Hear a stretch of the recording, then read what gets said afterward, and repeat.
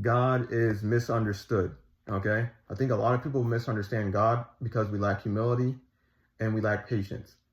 And people need to realize this is a spiritual journey, not a physical journey. I mean, yeah, we're in the physical, but it is a spiritual journey that we don't realize that we're moving in. I remember once God threatened me. Some people know this, some people don't. But God did threaten me. And it did not shake me because I knew of the God in the Old Testament. I know that who God was based on the Old Testament and the New. I see him all throughout the whole scriptures. So I knew who God was. And I knew, even though he was threatening me and it might seem wrong to some other people, I knew God was threatening me for certain reasons that only God knows, right? But some people will take that harshly and think that God's evil because of that, because in their mind, it doesn't make sense.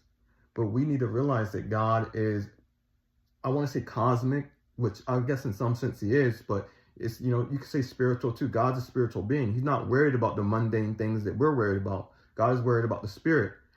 I remember one day me and my girlfriend were watching Ewu, which is like a criminal type of show.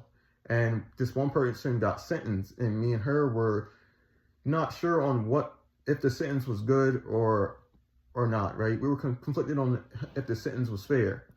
So I wanted to ask God what he thought about the sentencing. And basically what he said was, he is not worried about our laws. He is not concerned about our laws. He said he's concerned about his laws. God has faith in us to take care of certain things. And then people have to realize on top of that, God is going to work with you as things work out down here. Look at Joseph, who got sentenced to, I'm not sure how long, but he got sent to slavery by his brothers. Then he ended up in jail. God still worked with him, then blessed him.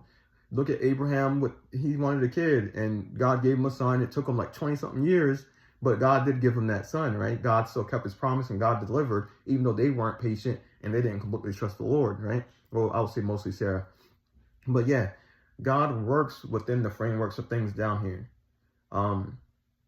It may not be the way you want it to be, or things may not go the way you want them to go. But again, it's a spiritual journey. God wants to see if you're truly going to trust and rely on him. Are you truly going to worship him? And worship isn't like this arrogant thing God has, this egotistical move. It's a natural thing. Worship is natural. You worship him because you, deep down in your being, love your existence and you love your life. And you should be grateful to the one that gave it to you. It's just that simple. It's just that natural. When you understand God, worship makes more sense than me trying to explain it.